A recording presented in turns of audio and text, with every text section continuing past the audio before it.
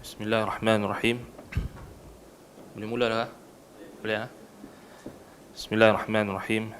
Assalamualaikum warahmatullahi wabarakatuh. Alhamdulillah rabbil alamin.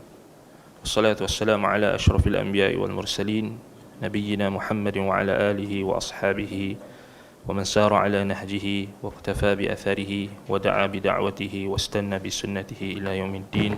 Amma ba'du. Alhamdulillah, kita bersyukur kepada Allah Subhanahu Wa Taala pada pagi ini kita diberikan kesempatan, nikmat Islam, nikmat iman untuk kita sama-sama berada di dalam majlis ilmu, daurah untuk membahaskan sebuah kitab yang sangat penting, iaitulah kitab Usulul Iman, karangan Al-Allamah Al-Imam Al-Mujaddid Syekh Muhammad Ibn Abdul Wahhab Ibn Sulaiman At-Tamimi rahimahullahu ta'ala, yang mana kitab Usulul Iman merupakan kitab yang menghimpunkan hadis-hadis dalam iman, dalam masalah iman, iaitulah merujuk kepada usulul iman, maknanya asas, dan juga prinsip-prinsip iman, iaitulah keimanan kepada Allah, kepada malaikatnya, kitab-kitabnya, rasul-rasulnya, dan juga wal yaumil akhir, hari akhirat, wal qadari khairihi wa syarrihi, dan juga qadar, dalam masalah qadar. Jadi itulah topik yang akan dibahaskan di dalam kitab Usulul Iman ini, iaitulah pada topik usul, prinsip dan juga asas keimanan, iman kepada Allah. Kita sedia maklum, iaitulah rukun iman, iman kepada Allah, iman kepada malaikat-malaikat, kitab-kitabnya, rasul-rasulnya, hari akhirat, qadar, iaitulah sama ada qadar yang baik ataupun yang buruknya, dan apa yang berkaitan dengan perkara-perkara tersebut. Itulah kita kata apa yang berkaitan dengan perkara-perkara tersebut. Dan hadis-hadis yang dihimpunkan oleh muallif rahimahullah ini adalah dalam bentuk yang pelbagai, maknanya hadis-hadis yang pelbagai yang dikira sebagai usul. Maknanya bila muallif rahimahullah beliau masukkan hadis-hadis ke semua hadis-hadis dalam kitab ini, maka ianya tu'addu usulan fi hadzal bahth, yakni dia dikira sebagai usul, usul dalam perbahasan iman. Maknanya kalau kita nak bahas tentang iman, maka inilah hadis-hadis yang perlu dibahaskan, perlu diperhalusi dan perlu diperhatikan makna-makna yang terkandung di dalamnya, ditadabburi, difahami, dipelajari. Itu maksud bila disebutkan hadis-hadis yang berkait dengan usul al-iman. Dan kita tahu al-iman, yakni iman, arkanuhu sittah, rukun bagi rukun iman itu ada 6 perkara, sebagaimana yang diriwayatkan oleh Imam Muslim dan selainnya, Imam Muslim dalam awal Kitabul Iman, iaitulah hadis Jibril, iaitulah hadis Umar bin Al-Khattab radhiyallahu anhu. Di dalam hadis tersebut malaikat Jibril datang mengajarkan tentang urusan agama, dan dalam rupa seorang lelaki, maka berlakulah soal jawab. Jadi tanya lelaki tersebut, yakni malaikat, fa akhbirni anil iman, akhbirni anil iman, maka khabarkanlah, sampaikanlah, beritakanlah, ceritakanlah kepadaku tentang iman. Kemudian Nabi SAW menjawab, an tu'mina billahi wa malaikatihi wa kutubihi wa rusulihi wal yaumil akhir wa tu'mina bil qadri khairihi wa syarrih. Itulah engkau beriman kepada Allah, malaikat-malaikatnya, kitab-kitabnya, rasul-rasulnya, hari akhirat, dan juga engkau beriman dengan qadar khairihi wa syarrihi, sama ada yang baik ataupun yang buruk. Jadi itu menunjukkan kepada kita betapa pentingnya usulul iman, betapa pentingnya perkara berkait dengan rukun iman ini. Sehingga kan Allah Subhanahu Wa Taala memerintahkan malaikat untuk turun untuk mengajarkan Nabi sallallahu alaihi wasallam. Kenapa kita kata mengajarkan Nabi? Kerana malaikat datang dalam rupa seorang lelaki dan menunjukkan satu bentuk ataupun satu proses ta'lim, iaitulah soal jawab. Ini soal jawab.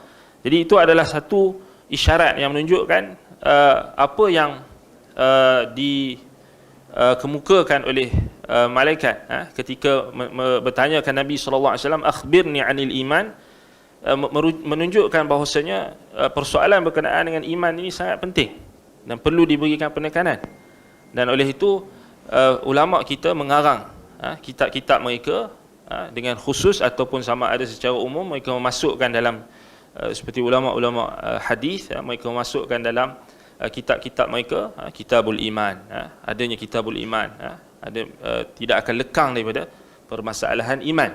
Dan demikian juga Syekh Muhammad bin Abdul Wahhab At-Tamimi rahimahullahu taala, beliau berijtihad dan menuruti sunnah para ulama yang terdahulu, yang mereka ambil daripada hadis Jibril. Kalau tanya kenapa kenapa Syekh Muhammad bin Abdul Wahhab rahimahullahu taala mengarang kitab Usulul Iman ini, kerana beliau mengambil apa kita kata berpedoman dengan hadis Jibril, menunjukkan bahawasanya bila malaikat turun ajarkan tentang masalah iman, tanya tentang iman, akhbirni 'anil iman, menunjukkan bahawasanya betapa pentingnya isu ini. Baik. Dan rukun iman ini juga disebutkan di dalam Al-Quran, sebagaimana Allah Subhanahu wa taala berfirman, amana ar-rasulu bima unzila ilaihi min rabbih wal mu'minun kullun amana billahi wa malaikatihi wa kutubihi wa rusulihi. Dalam surah Al-Baqarah ayat 285. Itu berkenaan dengan apa? Rukun iman, iaitulah kullun amana billahi wa malaikatihi wa kutubihi wa rusulihi. Itu merujuk kepada beriman kepada Allah, malaikat-malaikat, kitab-kitabnya dan rasul-rasulnya. Dan juga begitu juga dalam surah Al-Baqarah ayat 177, walakinnal birra man amana billahi wal yaumil akhiri wal malaikati wal kitabi wan nabiyyin.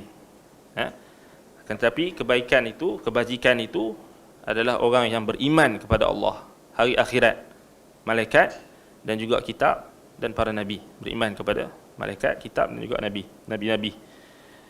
Begitulah juga dalam surah An-Nisa, maknanya dalil dalam Al-Quran ni dia datang dalam mutafarriqah, dalam mutanawwi'ah, maknanya perlu disusun, tak datang dalam susunan. Maknanya dalam surah Al-Baqarah ayat 285, kalau kita tengok, kullun amana billahi wa malaikatihi wa kutubihi wa rusulihi, datang menunjukkan iman kepada Allah, iman kepada malaikat, kitab-kitabnya dan juga rasul-rasulnya. Kemudian dalam surah Al-Baqarah ayat 285 ataupun 177, walakinnal birra man amana billahi wal yaumil akhir wal malaikati wal kitabi wan nabiyyin. Akan tetapi kebajikan ataupun kebaikan itu adalah orang yang beriman kepada Allah dan hari akhirat. Yang itu yang kelima. Wal malaikati wal kitabi wan nabiyyin. Malaikat, kitab-kitab dan juga para nabi. Menunjukkan kepada kita susunan rukun iman itu sebenarnya diambil daripada hadis Jibril. Adapun dalam Al-Quran dia tak datang dalam susunan. Baik, dalam surah An-Nisa ayat 136, ya ayyuhalladzina amanu billahi, ya ayyuhalladzina amanu aminu billahi wa rasulihi wal kitabil ladzi anzala ala rasulihi wal kitabil ladzi anzala min qabl wa man yakfur billahi wa malaikatihi wa kutubihi wa rusulihi wal yaumil akhir faqad dhalla dhalalan ba'ida. Wahai orang beriman, aminu billahi wa rasulihi, maka berimanlah kalian kepada Allah dan rasulnya, dan kitab alladzi nazzala ala rasulih, kitab yang diturunkan kepada rasulnya, wal kitabil ladzi anzala min qabl, dan kitab yang turun sebelumnya, yakni Taurat dan juga Injil. Wa may yakfur billah, barang siapa yang kufur kepada Allah, wa malaikatihi, kufur kepada malaikatnya, wa kutubihi, kitab-kitabnya, wa rusulihi, rasul-rasulnya, wal yaumil akhir, dan hari akhirat, faqad dhalla dhalalan ba'idah, maka sesungguhnya dia telah sesat dengan kesesatan yang sangat jauh. Itu dalam surah An-Nisa. Jadi itu dah menghimpunkan apa? 6 rukun tadi. Adapun qadar, qadar juga dalam Al-Quran disebutkan dengan terpisah. Sebagaimana dalam hadis disebutkan dengan terpisah, maka itu menunjukkan, kata para ulama, itu menunjukkan izami mas'alatil qadar. Maknanya besarnya masalah qadar ni sampai dia dipisahkan untuk menunjukkan keagungan masalah qadar. Kerana qadar ini kita kata hakikatnya kita membahaskan tentang apa yang Allah buat, membahaskan tentang Allah lah, hakikatnya qadar. Baik, inna kulla syai'in khalaqnahu biqadar. Sungguhnya kami bagi segala sesuatu itu kami telah ciptakannya dengan qadar, dengan ketetapan, dengan ketentuan. Baik, jadi lafaz rukun iman ataupun kita sebut usulul iman, memanglah tidak ada nas, tidak disebutkan di dalam nas secara sarih, tetapi dia adalah, kita katakan, ta'bir, yakni ta'bir ulama dengan lafaz rukun ataupun usul. Yakni makna ta'bir di sini maknanya ulama mereka berijtihad, melakukan proses tatabbu' wal istiqra', analisis dan juga kajian yang mendalam. Maknanya mereka himpunkan Al-Quran, ayat-ayat dalil Al-Quran dan juga hadis-hadis Nabi SAW, lalu mereka istinbat dan mereka ijtihad daripada dalil-dalil yang ada, dan mereka mendatangkan lafaz istilahiyah, yang kita kata istilah mustalahat. Tujuannya untuk apa? Untuk memberikan pemahaman kepada manusia, untuk memudahkan pemahaman. Jadi kat sini memanglah kita kata, kalau orang tanya kita mana dalil menunjukkan adanya lafaz rukun, rukun iman, mana dalil? Mana dalil menunjukkan adanya lafaz Nabi SAW kata usulul iman? Memang tidak ada. Sebagaimana kita bahaskan dan sering dibahaskan berkait dengan pembahagian tauhid, taksim tauhid kepada 3 kan.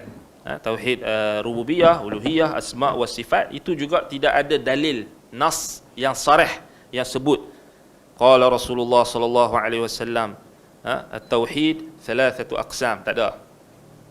Memang sampai kiamat takkan jumpa dalam lafaz yang sarih. Sama juga buka dalam Al-Quran, qala Allah Taala at-tauhid thalathah, ke tak ada? Tak ada. Tapi datang melalui proses tatabbu' wal istiqra', yakni analisis, dan juga kita kata kajian, yang kita kata dalil-dalil yang dihimpunkan, kemudian dikeluarkan istinbat daripada dalil-dalil tersebut. Maka para ulama pun dapatlah istilah tersebut, menggunakan istilah tersebut. Sama juga macam ilmu nahwu, al-kalamu huwa al-lafdhul murakkabul mufidu bil wad'i wa aqsamuhu thalathatun, kan? Al-kalamu huwa al-lafdhul murakkabul mufid, itu semua tu kan pembahagian kalam itu kepada 3, dan isim, harf, dan juga fi'il. Itu memang kalau kita cari secara sarih nas, ada tak Nabi SAW ajak? Memang tak ada lah, tetapi didapatkan melalui proses tatabbu' wal istiqra', analisis. Itu kita kena faham. Baik, jadi maka istilah usul ataupun rukun, istilah usul ataupun rukun ini telah diterima pakai sebagai istilah yang kita katakan sahih, untuk membahaskan berkait dengan kita kata masalah-masalah yang disebutkan di dalam Al-Quran dan juga As-Sunnah berkait dengan masalah iman. Sama juga kalau kita kata rukun Islam, maka dibahaskan berkait dengan rukun Islam. Kalau kita sebut rukun iman, usulul iman, samalah. Rukun dengan usul ni lebih kurang sama je, lebih kurang sama. Jadi bila kita sebut kitab usulul iman ini, maknanya dia bercerita tentang apa? Rukun iman. Rukun iman. Jadi kita jangan apa dia kita kata celarulah dengan sekejap rukun sekejap usul, tak ada isu pun. Tak ada isu. Baik. Jadi itu secara umumnya kita kata berkenaan dengan kitab ini, berkenaan dengan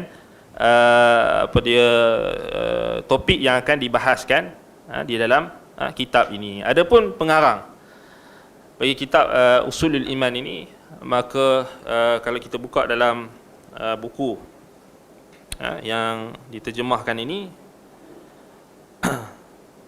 diletakkan dalam mulhaqat lah, maknanya ada dua buku kan, maknanya disekalikan. Cuma kita akan bahaskan dalam daurah kita ni bab pertama tu dalam halaman 70 atau 71. Kita takkan baca daripada awal lah. Awal tu kita mungkin suruh penterjemah syarah kot.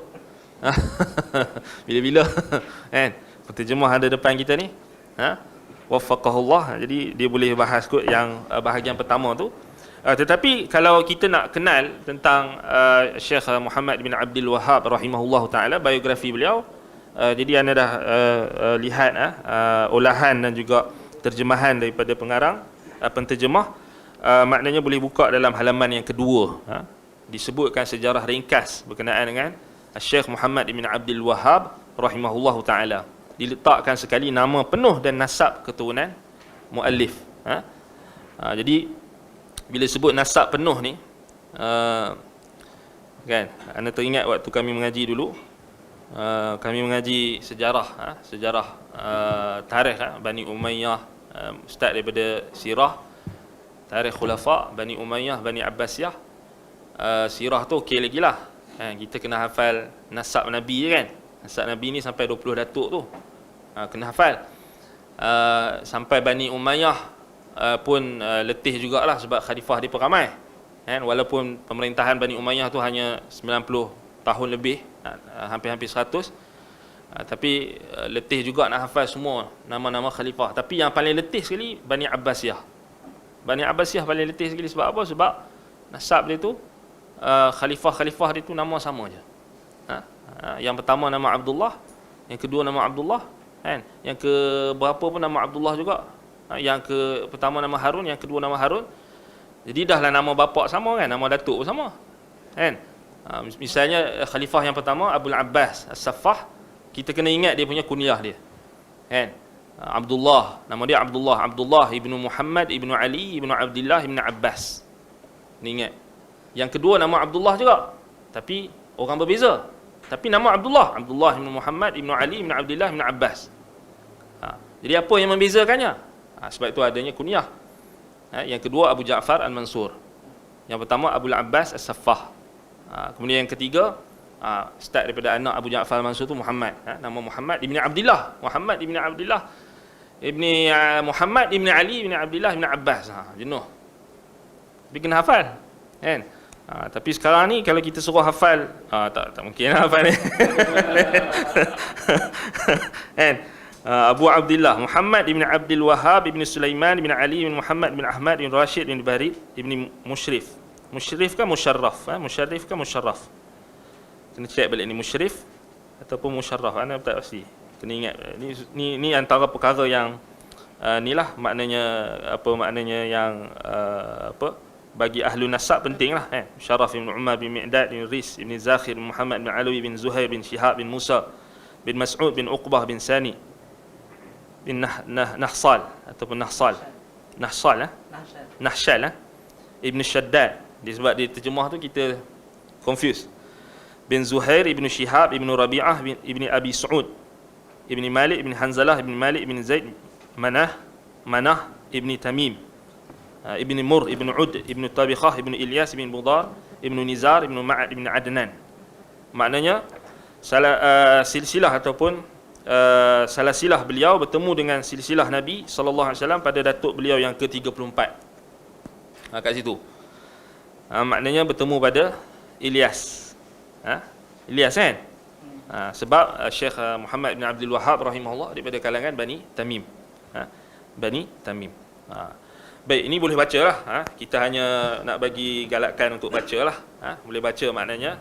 Biografi beliau ni sangat banyak. Cuma kita kena tahulah maknanya kelebihan Bani Tamim ini antaranya adalah apa yang disebutkan oleh Nabi SAW berkait dengan dalam hadis Abu Hurairah radhiyallahu an, iaitulah mereka Bani Tamim, Nabi SAW menyebutkan hum asyaddu ummati 'ala dajjal. Mereka adalah kaum ataupun kelompok yang paling keras dan paling kuat menentang Dajjal. Itu kelebihan, fadilat, kelebihan Bani Tamim. Ini jarang diketengahkan kan. Tetapi alhamdulillah sekarang ni orang dah makin tahu kan. Pengkaji-pengkaji apa eskatologi apa semua tu patutnya depa kena highlightkan lah kan. Maknanya ni akan menjadi tentera Mahdi nanti. Asyaddu ummati 'ala dajjal. Maknanya apa? Maknanya daripada kalangan Bani Tamim, di kalangan mereka ini akan ada yang menjadi tentera-tentera Al-Mahdi. Kan? Dan mereka yang akan bersama dengan Nabi Isa alaihi salam, Al-Masih Isa ibn Maryam alaihi salam untuk memerangi Dajjal. Kan? Jadi sudah tentulah kita kena tahu apakah pegangan mereka, apakah ciri-ciri mereka, apakah akidah mereka. Itu paling basic. Sebelum kita nak tahu tentang perkara lain, kita kena tahu apa pegangan mereka, apa agama yang mereka pegang, apa akidah yang mereka pegang, sehingga Nabi SAW menyifatkan hum asyaddu ummati 'ala dajjal. Mereka Bani Tamim itu adalah kaum yang paling keras menentang Dajjal. Jadi kat sini disebutkan dalam hadis tersebut, maknanya Nabi SAW sebutkan apa yang akan berlaku, yakni fitan wal malahim, yakni isu berkenaan dengan apa yang akan berlaku. Jadi kat sini tak perlulah kita nak ungkit apa yang telah berlaku. Apa yang telah berlaku memanglah di kalangan Bani Tamim ada yang tak elok juga, ada yang jahat, ada yang baik. Jadi yang ni, tapi yang disebutkan oleh Nabi SAW ni, mereka akan melawan, menentang Dajjal. Sudah tentulah dia memberikan satu isyarat penting untuk kita mengenali di kalangan Bani Tamim ini. Kita kena tahu tokoh-tokoh yang memang disepakati oleh umat akan agama mereka, pegangan mereka, ketokohan mereka, dan tak ada yang kita boleh lihat melainkan pada zaman ini, iaitulah melainkan madrasah Syekh Muhammad ibn Abdul Wahhab At-Tamimi rahimahullah ta'ala. Itulah yang kita nampak. Dah tak ada orang lain dah kan? Dah tak ada orang lain. Takkan kita nak tengok orang yang keturunan Syekh Muhammad bin Abdul Wahhab yang mengharuskan konsert apa semua tu. Ada juga kan Ahlu Syekh kan, nama dia Ahlu Syekh, tetapi buat perkara-perkara yang tidak sepatutnya, yang tak menunjukkan apa dia kita kata sepatutnya apa yang Nabi SAW khabarkan. Satu khabar gembira tentang keturunan ini ada di kalangan mereka yang akan menjadi penentang yang keras kepada Dajjal. Sudah tentulah perkara yang kita sedihlah kalau kita tengok perkara itu tak berlaku ataupun tidak ada ciri-ciri yang disebutkan oleh Nabi SAW. Samalah juga macam keturunan Nabi pun kan, keturunan Nabi, kita tak tengok semata-mata dia keturunan Nabi, tapi kita tengok dari sudut apa? Dari sudut amalan dia, dari sudut amalan dia kan. Tetapi kalau dia ada silsilah dia tu, keturunan dia tu sampai pada keturunan Nabi, dia berhimpun antaranya kebaikan, dua kebaikan, contohnya macam imam-imam Ahlul Bait di kalangan keluarga Nabi SAW, yang mereka menghimpunkan antara amalan, iman dan juga nasab. Itu adalah bonus lah kan. Dan orang hari ni mereka obses nak tahu tentang Al-Mahdi kan. Sebenarnya bukan zaman ni je, zaman dulu lagi. Sebab itu banyak orang mengaku Mahdi. Dan kadang-kadang tu mereka nasab. Allahul musta'an. Jadi itu antara kita kata maknanya berkait dengan Syekh Muhammad bin Abdul Wahhab rahimahullah, nasab beliau, nasab beliau. Baik. Jadi kita kata beliau, kalau kita tengok boleh baca dalam halaman ke berapa tadi? Kedua sampailah apa? Kalau nak tengok beliau punya biografi ini sampai pada halaman 15. Sampai 2 sampai 15. 2 sampai 15. Jadi kita terpaksa sikit lah sebab kita alhamdulillah lah semua boleh baca kan. Semua boleh baca. Cuma kita nak kepada intipati kitab ini. Dan kita akan mulakan dengan bab yang pertama. Bab yang pertama pada halaman 70. 70. Qari kita nak baca dulu. Qari yang dilantik semalam. Macam mana? Ada mic? Ada mic. Kita duduk depan ni tak apa. Itu saya rasa tekak kering tu pas-pas lah. Ada ramai tu. Ramai boleh pas sampai ke sana. Oh, macam tu bakat-bakat baca baca.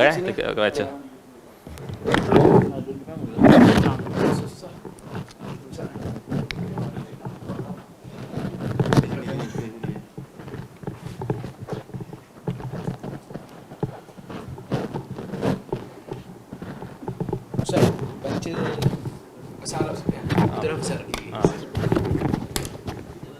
Terjemahan sekali tak apa. Bahasa Arab dengan terjemahan. Bismillahirrahmanirrahim. Qala Syekhul Musannif rahimahullah wa nafa'ana bi'ulumihi fid darain insyaallah. Bab 1 mengenal Allah dan beriman kepadanya. Bismillahirrahmanirrahim. Dengan nama Allah yang Maha Pemurah lagi Maha Penyayang, dan hanya kepada Dialah tempat daku bersandar. Daripada Abu Hurairah radhiyallahu anhu, sabda Rasulullah sallallahu alaihi wasallam, qala Allah Ta'ala, ana aghna asy-syuraka'i 'ani asy-syirki, man 'amila 'amalan asyraka fihi ma'iya ghairi taraktuhu wa syirkah. Firman Allah Subhanahu wa Ta'ala, aku bebas daripada segala sekutu. Sesiapa yang melakukan sesuatu amalan yang dia menyekutukanku padanya dengan selainku, maka Allah tinggalkan dia dan sekutunya itu. Riwayat Muslim. Baik. Jadi muallif rahimahullah beliau memulakan dengan bismillahirrahmanirrahim, dengan basmalah, kerana dia adalah sunnah Muhammad dan juga sunnah Sulaiman. Nabi dua orang Nabi Allah Sulaiman dan juga Nabi Muhammad sallallahu alaihi wasallam dalam penulisan. Dalam Al-Quran, dalam surah An-Naml, Allah Subhanahu wa taala menyebutkan berkenaan dengan surat yang diutuskan Nabi Sulaiman, innahu min Sulaiman innahu bismillahirrahmanirrahim.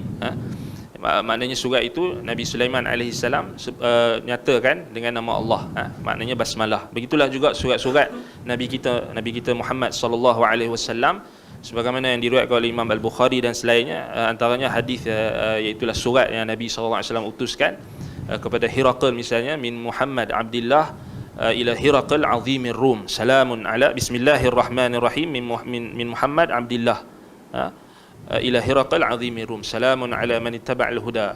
Kemudian sampai akhir hadis. Maknanya banyak riwayat-riwayat yang mengisbatkan tentang apa dia sunnahnya basmalah dalam penulisan. Baik. Kemudian muallif rahimahullah beliau membawakan riwayat pertama. Riwayat pertama iaitu hadis Abu Hurairah radhiyallahu an. Baik, hadis ini asalnya iaitu hadis yang diriwayatkan oleh Imam Muslim dalam kitabu Az-Zuhd war-Riq war-Raqaiq. Babun man asyraka fi amalihi ghairallah. Kitab Zuhud dan juga Ar-Raqaiq, kelembutan hati. Yang ni apa raqaiq ni, apa-apa yang perkara yang dapat melembutkan hati. Dan apa dia, bab man asyraka fi amalihi ghairallah. Bab ni siapa yang letak dalam Sahih Muslim? Imam Muslim ke? An-Nawawi. An-Nawawi kan, tabwib. Baik, jadi Imam An-Nawawi rahimahullah letakkan hadis ini dalam bab barang siapa yang mensyirikkan dalam amalannya selain Allah. Baik. Hadis ini makna hadis ini, ana ghaniyun 'anil musyarakati wa ghairiha, faman 'amila syai'an li wa li ghairi lam aqbalhu bal atrukuhu lidzalika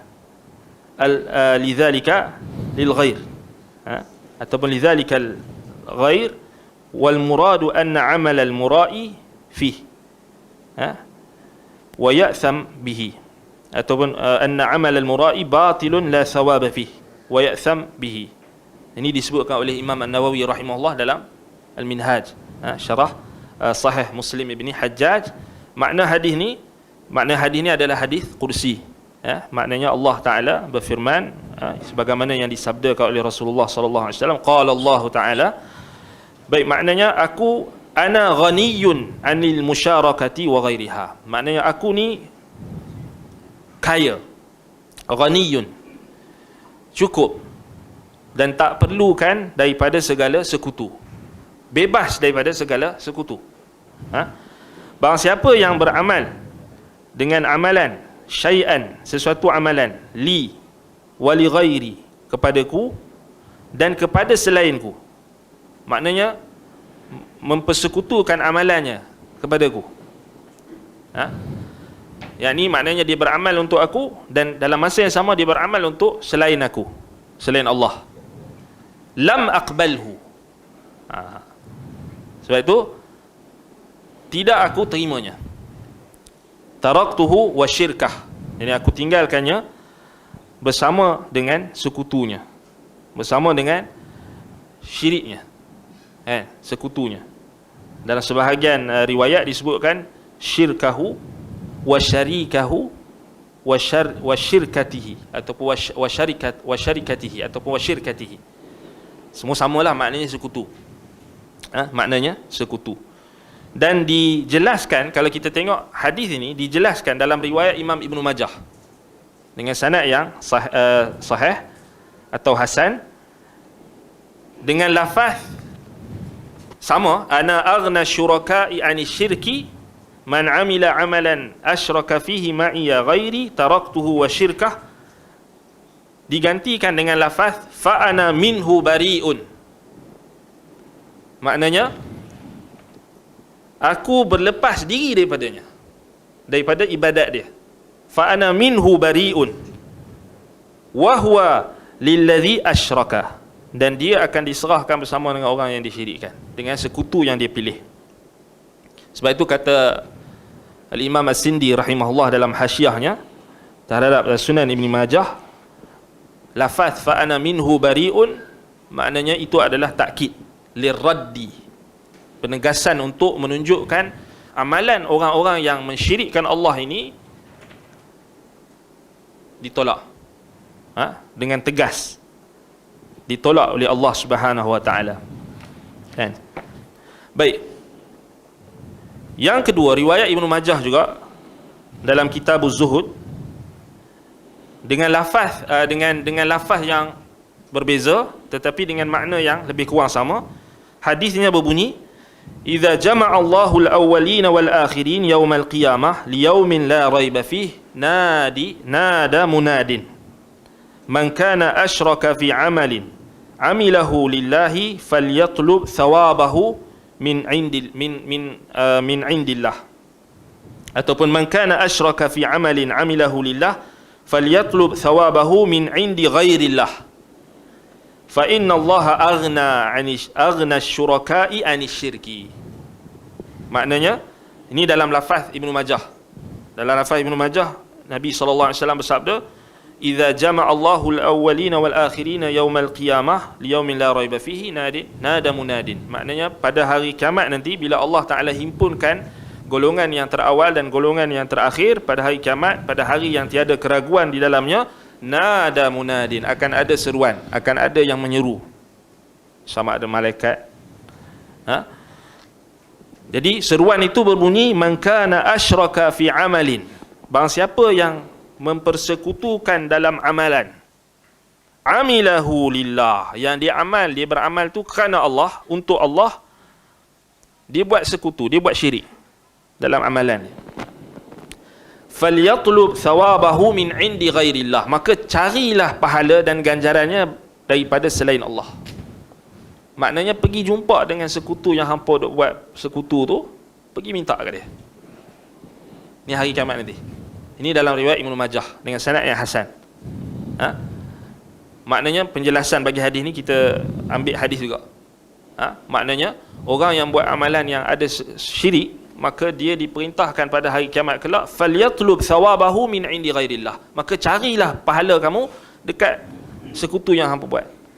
Maknanya kalau kamu sekutukan Allah Ta'ala dengan berhala, carilah pahala kamu dekat dengan berhala tu. Kalau kamu buat sekutu dengan wali, Kamu carilah wali itu untuk bagi pahala kat kamu. Kamu buat sekutu dengan pokok, kamu carilah pokok tu untuk bagi pahala dekat kamu. Falyatlub thawabahu min indi ghairillah. Cari. Itu satu bentuk ancaman.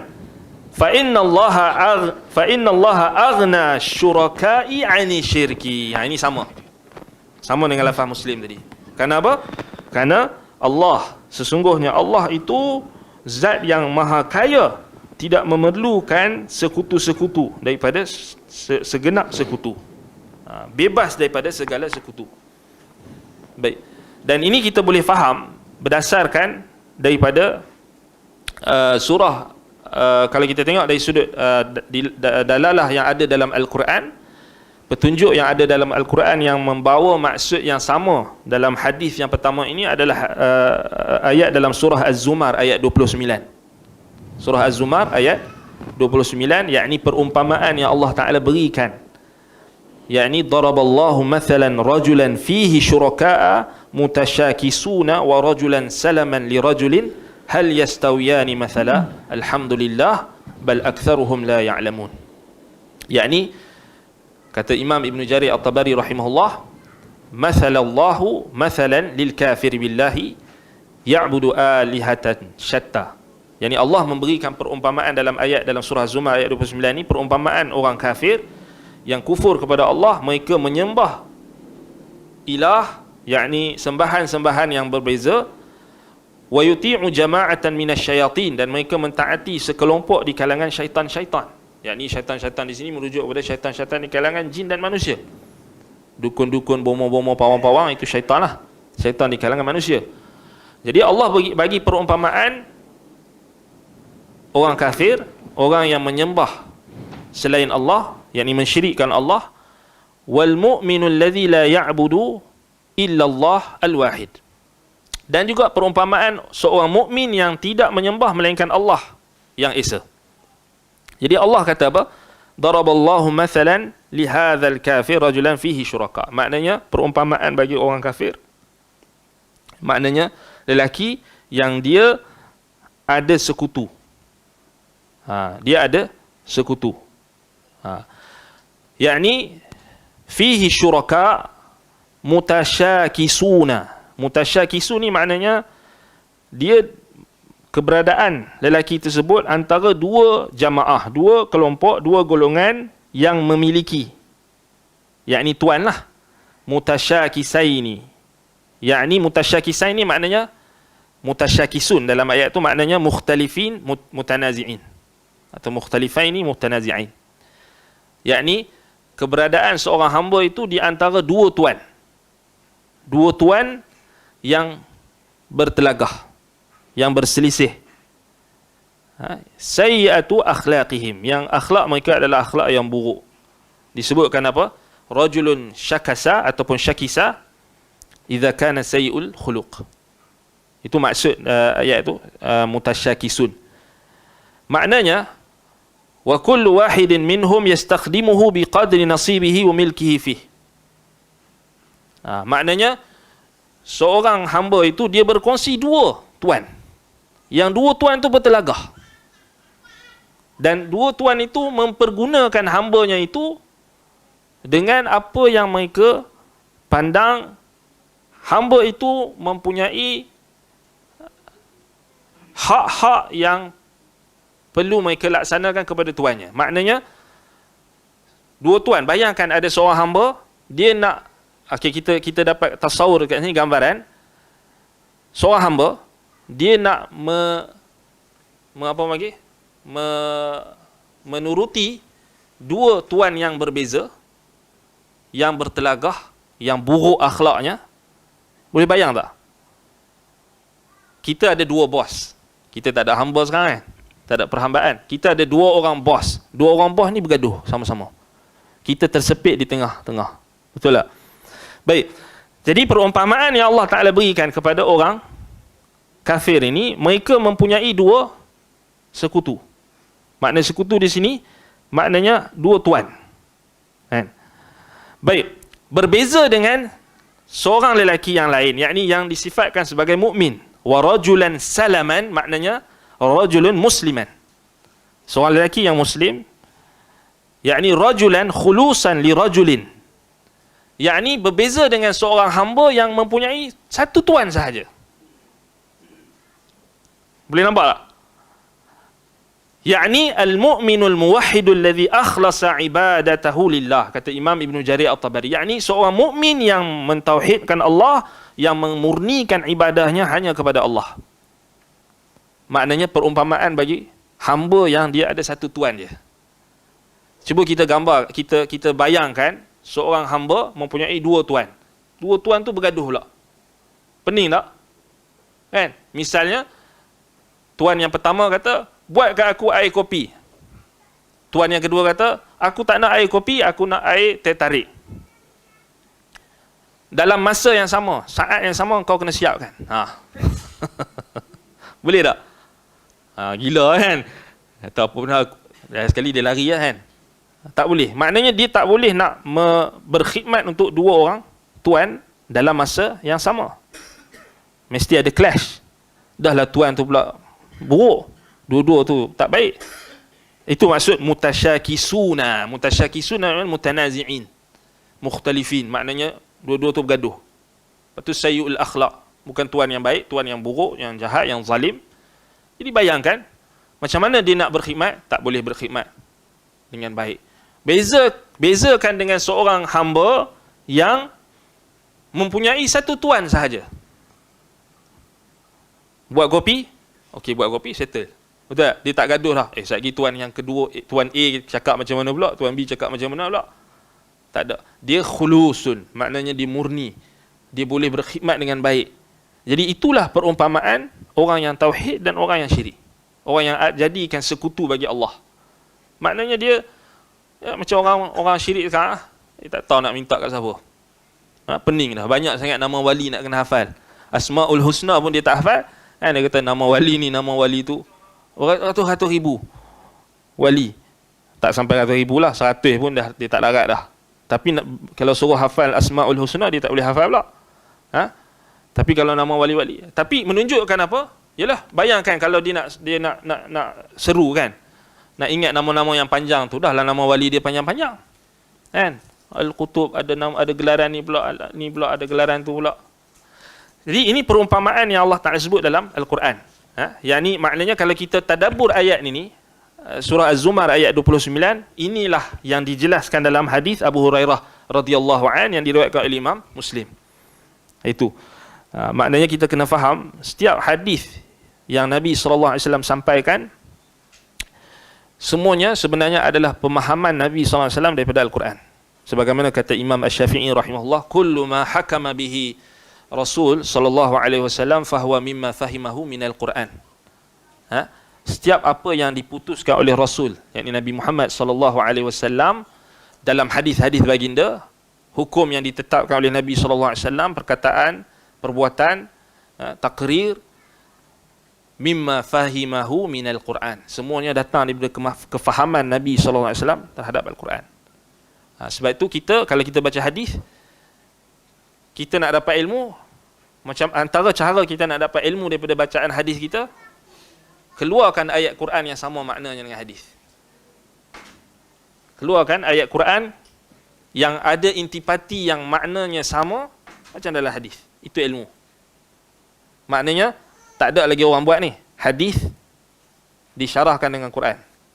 Maknanya kita kembalikan makna hadis tu, kita kembali pada ayat Quran. Mana ayat Quran yang sebut tentang makna hadis ni? Ni satu ilmu. Boleh buat tesis lagi. boleh buat buku, boleh buat kitab. Maknanya keluarkan ayat Quran yang ada maknanya yang sama terkandung dalam hadis. Sebab apa? Sebab ulama dulu dah sebut. Apa yang Nabi SAW sebut takkan lari daripada Quran. Kan? Orang anti hadis dia tak faham benda ni. Pasal dia jahil tentang sunnah. Sebab itu Umar bin Al-Khattab radhiyallahu anhu kata apa? Ahlus sunnah hum a'rafun nas atau a'lamun nas bi kitabillah. Orang yang ahli, yakni yang memahami sunnah Nabi SAW, hadis-hadis baginda, mereka lah orang yang paling mengetahui tentang kitabullah, yang paling tahu tentang Al-Quran. Sebab mereka tahu tatbiq Al-Quran tu terus. Macam mana Nabi SAW praktikkan Quran. Macam mana yang makna-makna yang Nabi SAW sifatkan, apa yang Nabi SAW lakukan, semuanya adalah kefahaman Nabi SAW daripada Al-Quran. Nabi praktik terus Quran. Enti hadis dia tak faham dah ni. Itu yang jadi pening, baca terjemahan pun salah. Dia tak tahu. Dia tak dapat, kita kata, petunjuk. Dan kita minta Allah SWT kekalkan kita di atas petunjuk. Baik. Jadi itu hadis yang pertama. Baik. Baik.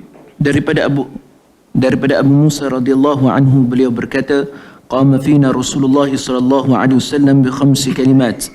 فقال إن الله لا ينام ولا ينبغي له أن ينام يرفع القسط ويخفضه ويرفع إليه عمل النهار بالليل وعمل الليل بالنهار حجابه النور لو كشفه لأحرقت سبحات وجهه ما انتهى إليه بصره من خلقه. رواية مسلم. Baik, masih lagi hadis yang pertama tadi, anda terlupa nak beri faedah berkenaan dengan faedah imaniyah, faedah berkenaan dengan usul iman, yang ini topik kita, iaitulah apa? Faedah yang pertama, iaitulah dalam perkataan Nabi SAW, ana aghna syuraka'i 'ani syirki.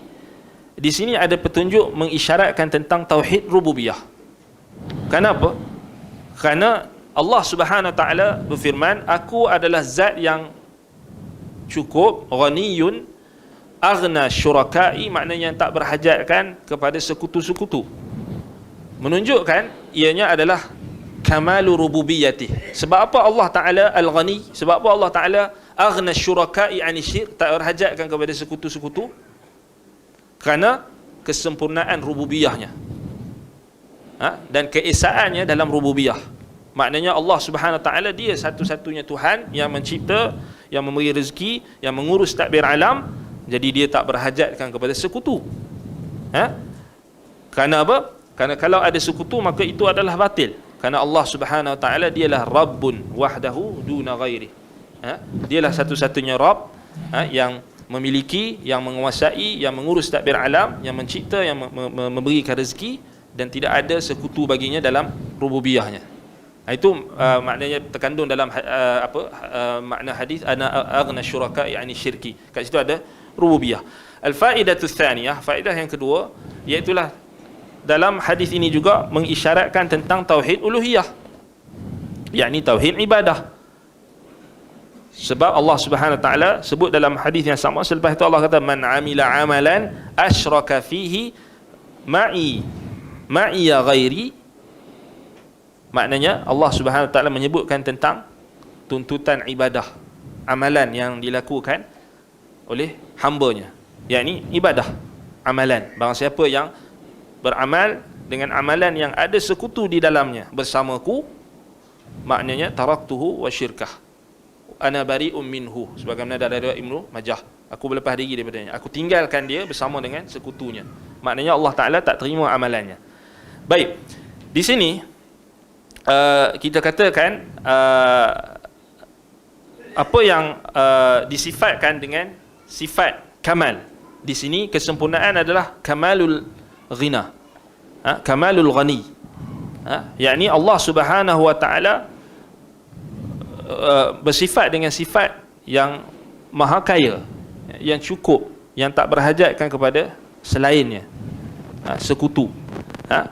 Baik, sebab itulah Allah Subhanahu Wa Taala tidak menerima amalan-amalan yang berkongsi padanya dengan selainnya, kerana Allah tak berhajatkan kepada sekutu. Sebab itu dalam Al-Quran, dalam surah Al-Mu'minun ayat 91, Allah kata mattakhadallahu min waladin wa ma kana ma'ahu min ilah idzan la dhahaba kullu ilahin bima khalaqa wa la'ala ba'duhum 'ala ba'd. Kerana kalau Allah Ta'ala ada sekutu, sekutu yang selevel, setara dengan Allah Subhanahu Wa Ta'ala, maka sudah tentulah akan berlaku kerosakan, akan berlaku huru-hara. Sebab itu Allah kata, tidak, Allah Ta'ala tidak mengambil anak. Mattakhadallahu min walad. Allah Ta'ala tak berhajatkan kepada anak, tak perlukan kepada anak. Wa ma kana ma'ahu min ilah. Dan tak ada ilah, tak ada sembahan, tak ada Tuhan yang setara dengannya, yang sama dengannya.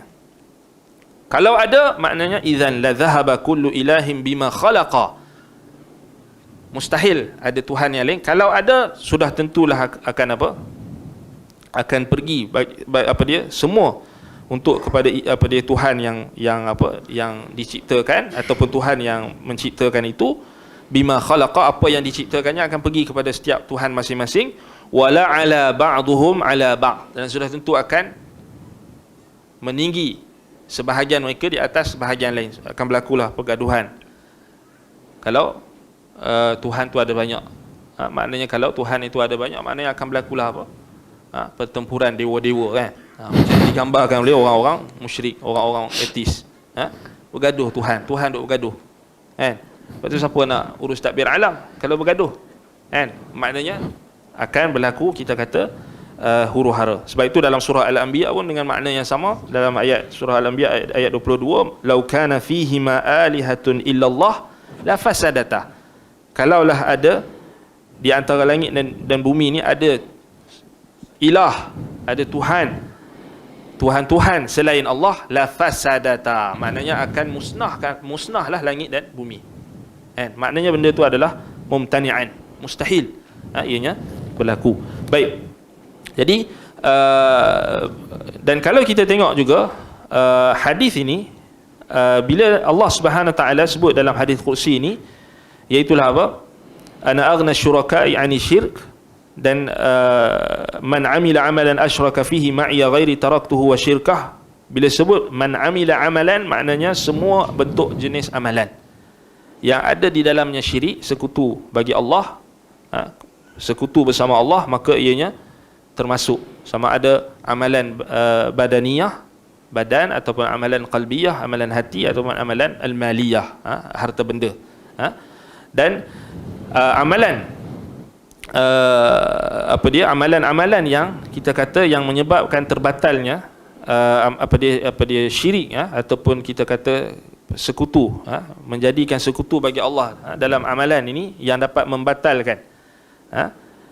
membatalkan amalan, ada bahagian-bahagian, tak semua dalam kategori yang sama. Sebab itu taksil bahasan berkenaan dengan amalan yang di kat sini ni, kalau kita tengok balik dalam Imam Ibnu Majah rahimahullah, beliau letakkan hadis ni dalam bab ar-riya' was sum'ah. Ar-riya' was sum'ah.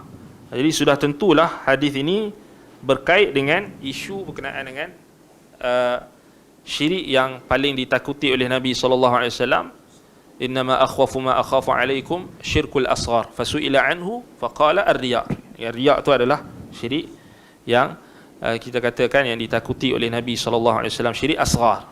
Syirik asghar. Jadi dalam isu berkenaan dengan syirik asghar atau riya' ini, maka kita boleh lihat apa yang ditakrirkan oleh Al-Hafiz Ibn Rajab Al-Hambali rahimahullahu ta'ala dalam Al-Jami' lil-Ulum ataupun Al-Jami' Jami'ul Ulum wal-Hikam.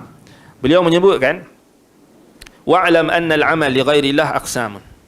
Tahuilah bahwasanya amalan yang dilakukan kepada selain Allah, untuk selain Allah itu ada beberapa bahagian. Fataratan yakunu riya'an mahdha. Kadang-kadang ada amalan itu yang dia disertai dengan riya' yang murni. Riya'an mahdha maknanya amalan tu, asal amalan tu memang dilakukan memang riya', untuk diperlihatkan kepada manusia. Bihaitsu la yuradu bihi siwa mar'iyatil makhluqin li gharadi dunyawi. Iaitu bentuk dia macam mana? Amalan yang dilakukan ditujukan kepada selain Allah, iaitulah apa? Tidak dia meniatkan ataupun menunjukkan amalan itu, melainkan untuk diperlihatkan kepada makhluk. Li gharadin dunyawi, kerana tujuan duniawi. Wa taratan yakunul amal lillah wa yusyarikuhu riya'. Dan kadang-kadang ada amalan yang dia beramal untuk Allah, tetapi ada bercampur sedikit dengan riya'. Dipanggil yasirur riya'. Dia yang pertama tadi riya'um mahdha. Maknanya pembahagian amalan yang riya' ni, amalan riya' ni tak semua sama. Ada yang aslur riya', maknanya amalan dia tu dibuat memang kerana untuk menunjukkan kepada manusia. Asal amalan itu memang untuk menunjukkan kepada manusia. Seperti orang-orang munafik pada zaman Nabi SAW, mereka solat kerana nak menampakkan mereka Islam pada zahir, tapi mereka menyembunyikan kekufuran. Mereka infakkan harta benda mereka semata-mata untuk selamat daripada tuhmahan, selamat daripada pedang, selamat daripada dihukum. Jadi itu aslu riya', maknanya memang dia orang buat amalan tu riya'un mahdhan. Riya'an mahdhan. Baik, yang kedua, pembahagian yang kedua, amalan yang lillah wa yusyarikuhu ar-riya'. Dia buat tu amalan tu memang kerana Allah, tetapi dalam perjalanan amalan dia tu ada terselit ataupun terkena sedikit riya'. Sebab itu apa yang disebutkan oleh Ibn Rajab Al-Hambali rahimahullah, dia kata fa in syarakahu min aslihi fan nususus sahihah tadullu ala butlanihi wa hubutihi. Kalau apa yang dia syirikkan Allah dalam amalannya itu daripada asal amalannya, maknanya niat dia memang awal-awal nak riya', macam orang munafik memang, ataupun orang yang zindiq, orang munafik yang masuk Islam pura-pura, kerana hanya nak selamatkan diri daripada dihukum. Maknanya ini semua nas-nas yang sahih menunjukkan terbatalnya amalannya, butlanihi wa hubutihi, maknanya amalannya terbatal semuanya, total. Yang kedua, wa in kana khatiran thumma dafa'ahu fala yadurruhu bighairi khilaf. Dalam situasi yang kedua, kalau seorang itu dia beramal kerana Allah, misalnya dia solat, maka dia solat tu memang kerana Allah, tetapi bila dia tengah solat tu, dia pergi masuk masjid, dia solat, ataupun dia baca Quran, ataupun dia solat, kemudian tiba-tiba ada seorang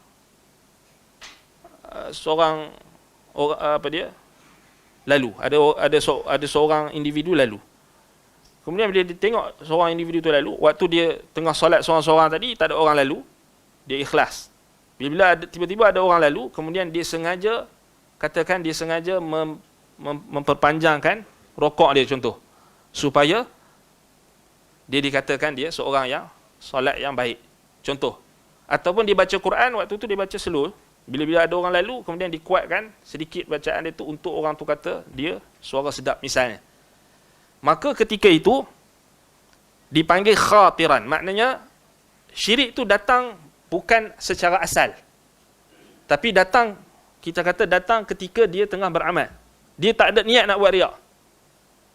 Maka ketika itu kalau dia lawan, thumma dafa'ahu, kata Ibn Rajab, kalau dia lawan, maknanya dia istighfar ataupun dia ingat, dan dia tak ulang ketika itu juga, fala yadurruhu bighairi khilaf, maka tidak memudaratkan hal tersebut kepada amalannya tanpa khilaf.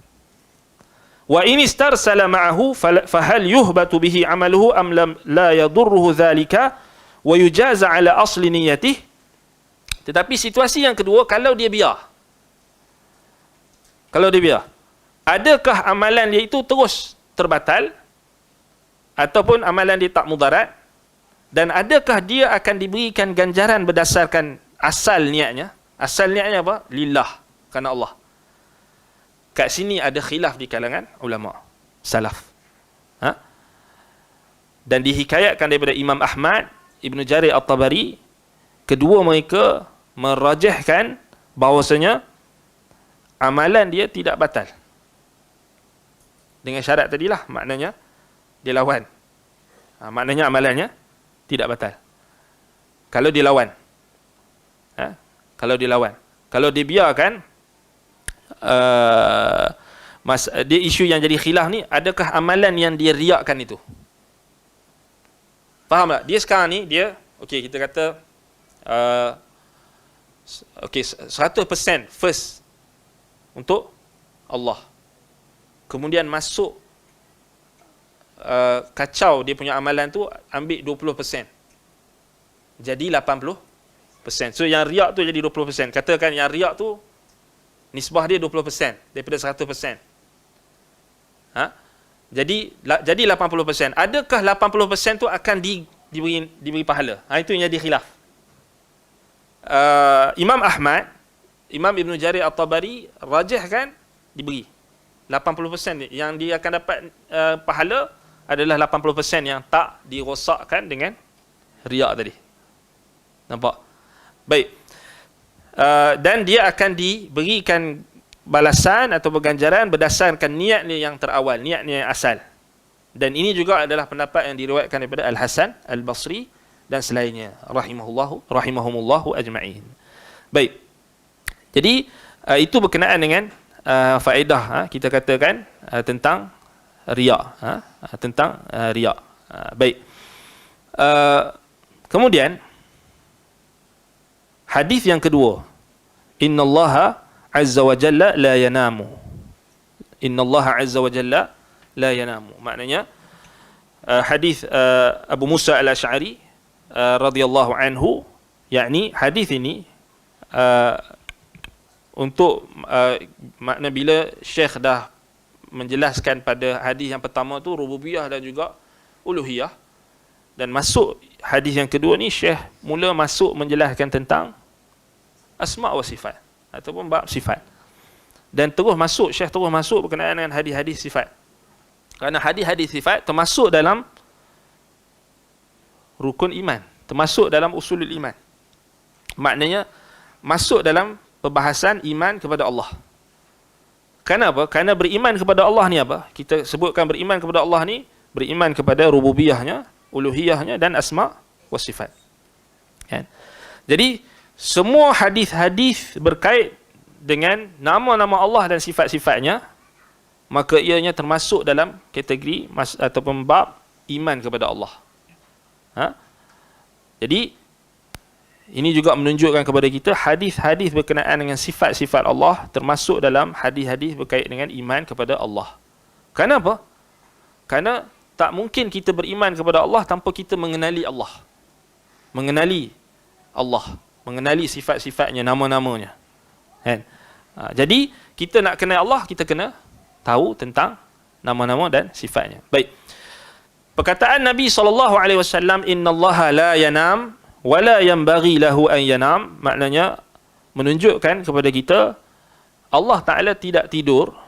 Apa isyarat yang dimaksudkan oleh Nabi SAW dalam hadis ini? Maknanya Nabi SAW nak bagi tahu dekat kita Allah Ta'ala tidak tidur. Kerana apa? Likamali qayyumiyatihi wa kamali hayatihi azza wa jalla. Kerana kesempurnaan sifat qayyumiyatih, sifat Al-Qayyum, sifat kita kata yang terkandung dalam nama Allah Al-Qayyum, maknanya Allah Ta'ala berdiri dengan sendiri dan sentiasa mengurus tadbir alam. Sempurnanya sifat Allah Ta'ala dan dia tidak perlukan kepada tidur. Dan kesempurnaan yang kedua iaitulah pada kesempurnaan hidupnya, kamali hayatihi jalla jalaluh. Dan hal ini kalau kita tengok dia adalah termasuk dalam penafian, an-nafyu.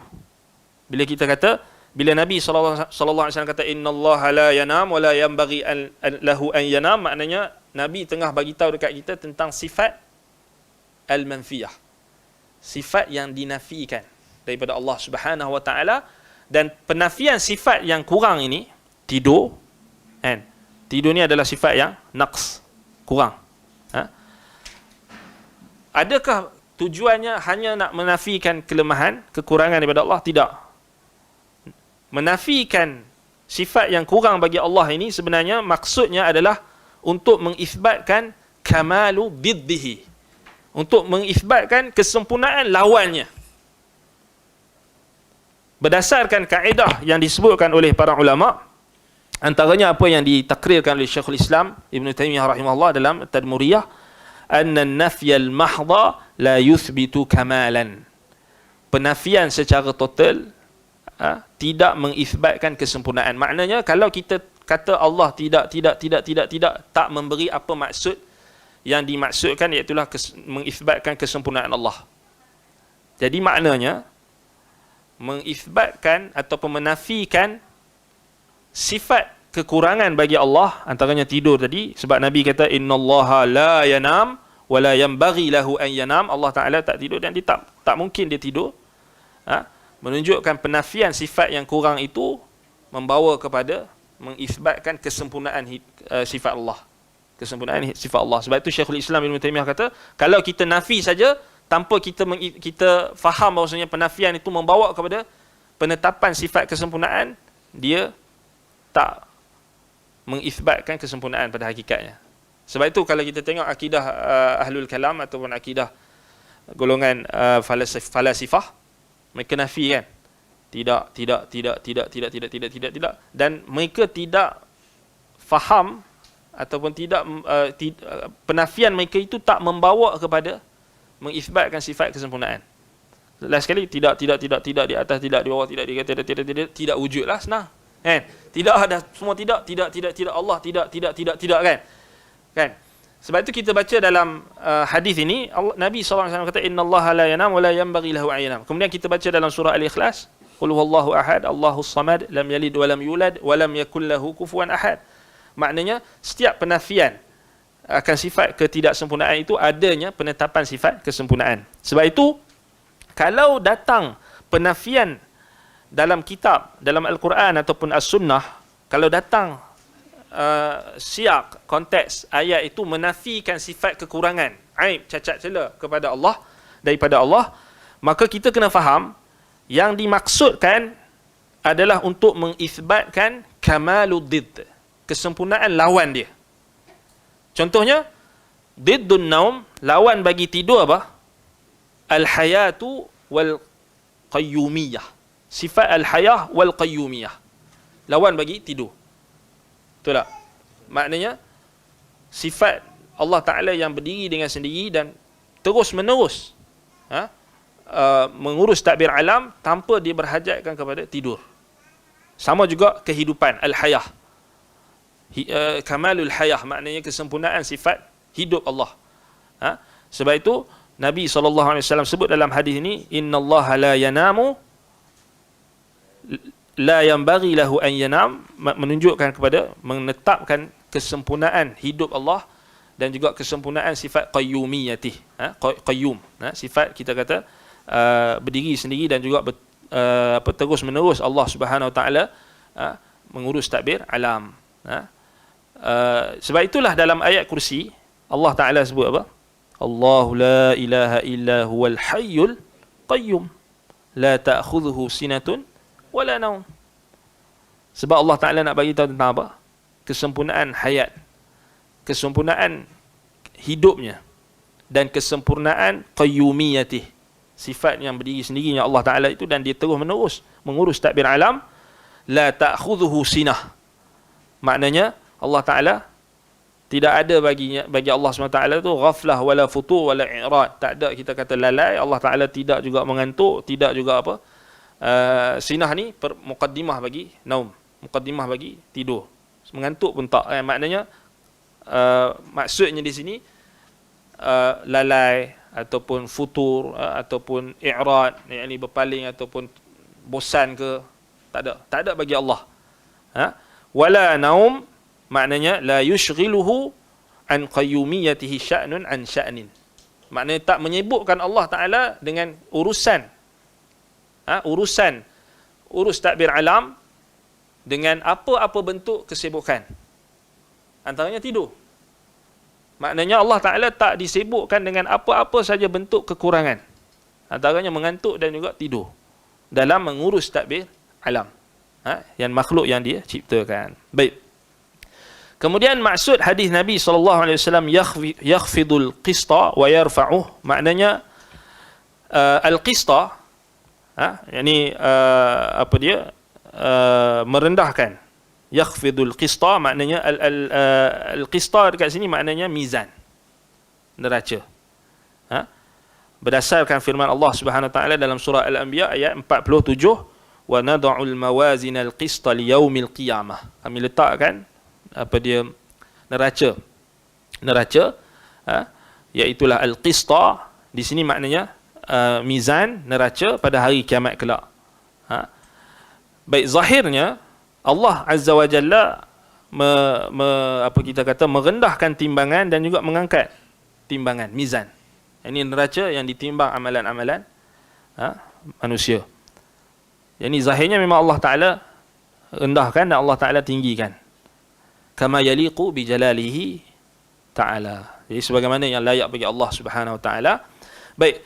Kemudian perkataan Nabi SAW, "Lau kashafahu la ahraqat subuhatu wajhihi man taha ilaihi basaruhu min khalqihi." Maknanya wa hijabuhu nur. Maknanya Allah Subhanahu wa taala ada hijab. Hijab kat sini maknanya sitar, penutup yang memisahkan antara Allah dengan makhluk-makhluknya. Jadi dalam hadis ini mengisbatkan Allah Ta'ala ada wajah dan Allah Subhanahu Wa Ta'ala ada hijab. Wajah yang layak bagi Allah Subhanahu Wa Ta'ala, dan juga hijab di sini iaitulah apa? Wa hijabuhun nur, maknanya cahaya. Dalam sebahagian riwayat disebutkan apa? Lapisan, ada ribuan lapisan cahaya tersebut. Dalam antaranya dalam athar Ibnu Umar dan sebagainya yang ada dalam Al-Imam Ad-Darimi, Al-Imam Ad-Darimi dalam Ar-Raddu 'ala al-Jahmiyah ataupun An-Naqdu 'ala al-Bishr al-Marisi disebutkan riwayat athar daripada Ibnu Umar. Demikian juga Imam Ibnu Khuzaimah dalam Kitab Tauhid, Al-Imam Al-Asbahani dalam Al-Hujjah fi Bayanil Mahajjah, Al-Imam Ibnu Abi Asim dalam As-Sunnah dan sebagainya, menyebutkan tentang hijab ini ada lapisan. Dan setiap lapisan tu ada yang datang riwayat juga menjelaskan nurun wa narun, cahaya dan api. Sebab itu dalam hadis ni Nabi kata, "Lau kashafahu," kalau Allah singkap, "la ahraqat subuhatu wajhihi man taha ilaihi basaruhu min khalqihi." Betul tak? Maknanya apa? Kalau Allah Subhanahu wa taala menyingkap hijabnya, maka pancaran wajahnya itu akan membakar makhluknya seluas jarak penglihatannya. Kalau kita faham daripada hadis ini, maknanya subuhati wajhi itu maknanya pancaran wajah Allah tu dapat memusnahkan apa yang ada bagi seluruh makhluk. Mantaha ilaihi basaruhu min khalqihi, ni maknanya sejauh mata memandang. Tapi sejauh mata memandang ni kita ada terbatas. Tapi dari sudut Allah Subhanahu wa taala maknanya seluruh makhluknya. Seluruh makhluknya akan terbakar, akan musnah. Dalam Al-Quran ada tak? Ada tak maksud hadis ni? Ini satu yang kita kata tadi, ilmu. Dalam Quran ada tak maksud hadis ni? Ada. Kisah Nabi Musa AS. Nabi Musa minta nak tengok Allah. Betul tak? Betul tak? Walamma jaa Musa limiqatina wa kallamahu rabbuhu qala rabbi arini anzur ilaik. Ketika Nabi Musa AS nak bertemu Allah, seperti mana perjanjian, seperti mana yang telah kami tetapkan pertemuan dan tempatnya, wa kallamahu rabbuh, maknanya Allah Ta'ala berkata-kata dengan Musa. Tuhannya berkata-kata dengan Musa. Qala rabbi arini anzur ilaik. Bila Nabi Musa dengar wa kallamallahu Musa taklima, bila Nabi Musa dengar Allah Ta'ala kalamullah, maka Nabi Musa bila dah dengar kalam Allah ni sangat indah, maka Nabi Musa nak tengok Allah. Nak tengok Allah. Ini sebenarnya kalau kita faham ayat ni, Nabi Musa AS nak tengok Allah tu tercela ke tak? Keinginan Nabi Musa nak tengok Allah tercela ke tak? Tak.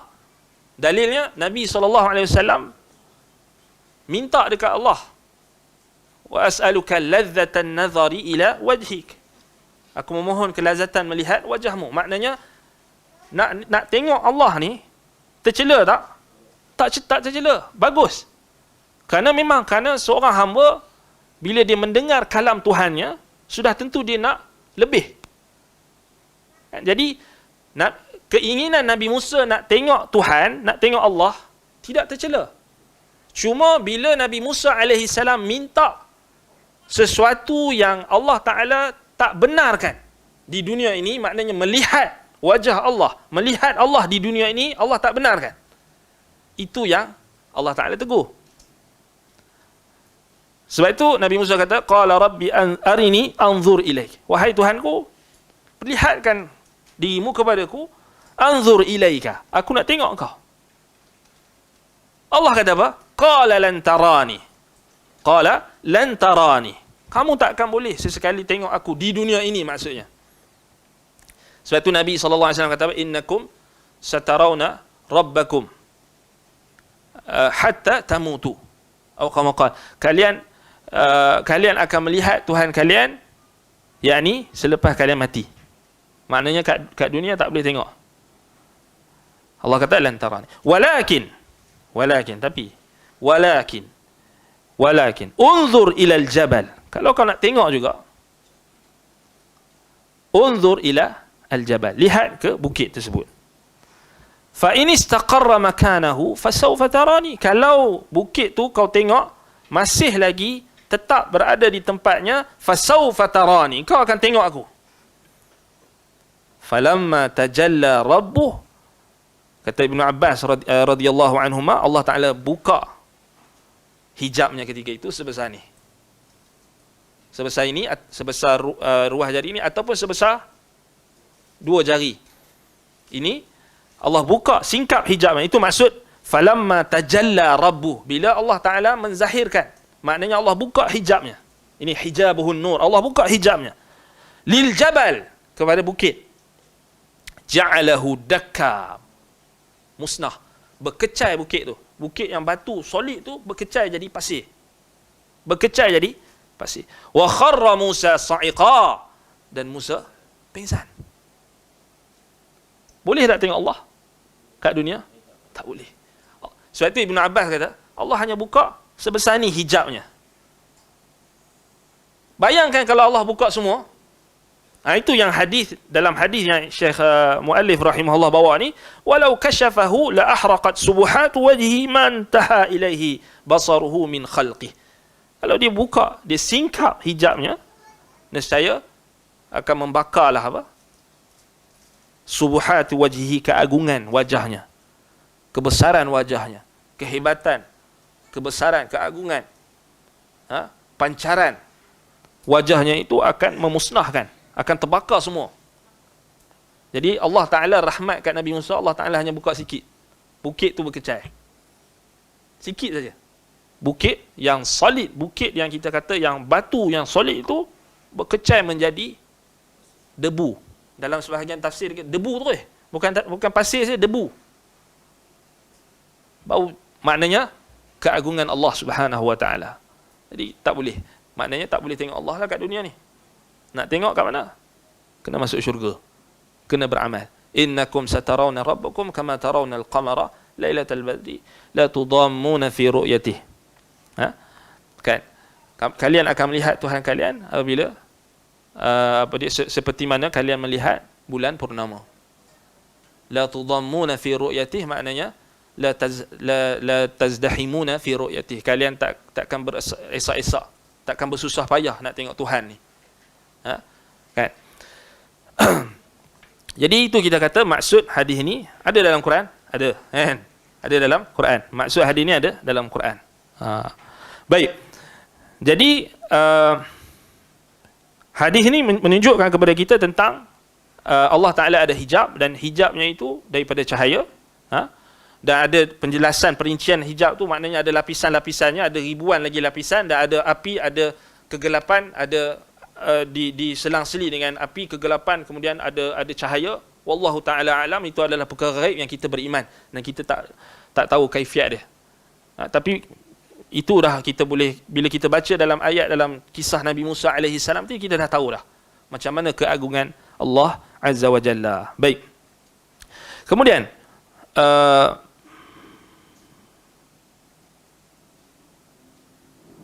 man taha ilaihi basaruhu min khalqihi, itu maksudnya kullu syai'. Maknanya segala sesuatu akan terbakar. Akan terbakar. Ahraqa kullu syai', kalau Allah Ta'ala buka hijabnya. Baik. Di sini faedah yang penting bila kita sebut tentang usulul iman, kita beriman kepada Allah ni, apa tujuan kita beriman kepada Allah? Nak supaya kita takutkan Allah. Nak takut Allah Subhanahu Wa Taala, kita kena kenal Allah. Dan nak kenal Allah Subhanahu Wa Taala, tujuannya adalah kita nak mengagungkan Allah. Punca orang mensyirikkan Allah, punca orang meninggalkan perintah-perintah Allah kerana mereka tidak menghormati Allah dengan sebenar-benar penghormatan. Ma qadarullah haqqa qadrih. Mereka tidak menghormati Allah, tidak mengagungkan Allah dengan sebenar-benar penghormatan sebab tak kenal Tuhan. Tak kenal Allah. Baik. Baik. Daripada Abu Hurairah radhiyallahu anhu, sabda Rasulullah sallallahu alaihi wasallam bersabda, "Yaminullahi mal'a la taghiduha nafaqatun sahha'ul laila wan nahar. أرأيتم ما أنفق مذ خلق السماء والأرض فإنه لم يغض ما في يمينه والقسط بيده الأخرى يخفض ويرفع." Tangan kanan Allah itu sentiasa penuh dan tidak pernah berkurang dengan pemberiannya pada setiap waktu pagi dan juga petang. Tidakkah kalian melihat apa yang diberikan sejak Dia mencipta langit dan bumi? Sesungguhnya yang demikian itu tidak mengurangi sedikit pun apa yang ada di tangan kanannya. Timbangan yakni mizan pula berada di tangannya yang lain, di mana Dia merendahkan dan mengangkatnya. Riwayat Al-Bukhari dan Muslim. Baik, hadis yang ketiga, iaitulah hadis yang ketiga, isbatu anna lillahi azza wa jalla yaminan, yakni mengisbatkan sifat, yakni sifat Allah Ta'ala, yakni Allah Ta'ala, yakni menyifatkan dirinya sendiri, dan Nabi-Nya SAW menyifatkan Allah Ta'ala itu, Allah Ta'ala mempunyai tangan. Allah Subhanahu Wa Ta'ala mempunyai tangan. Dan di sini dikhususkan kanan, yakni tangan kanan. Baik. Jadi maksud hadis ini untuk mengisbatkan sifatul yad lillah Azza wa Jalla, untuk menetapkan sifat tangan bagi Allah Azza wa Jalla yang layak bagi keagungan dan kebesaran Allah. Ala ma yaliqu bi jalalih. Bal itsbatu sifatul yadain, maknanya bahkan mengisbatkan dua sifat. Ini kita kata mengisbatkan sifat dua tangan Allah tabaraka wa taala. Baik. Sebagaimana firman Allah SWT dalam surah Al-Maidah ayat 64. Bal yadahu mabsutatani yunfiqu kaifa yasha. Bahkan kedua tangan Allah terbentang luas. Yunfiqu kaifa yasha, Dia menginfakkan, Dia memberikan kepada siapa yang Dia kehendaki. Kelebihan kurniaan dan juga rezekinya. Kemudian dalam surah Sad ayat 75, ma mana'aka an tasjuda lima khalaqtu biyadayya. Allah Subhanahu taala sebutkan kepada iblis laknatullahi alaih, apa yang menghalang engkau wahai iblis untuk tidak sujud kepada Adam yang aku telah ciptakan dengan kedua tanganku. Khalaqtu biyadayya, maknanya Allah Taala ada dua tangan.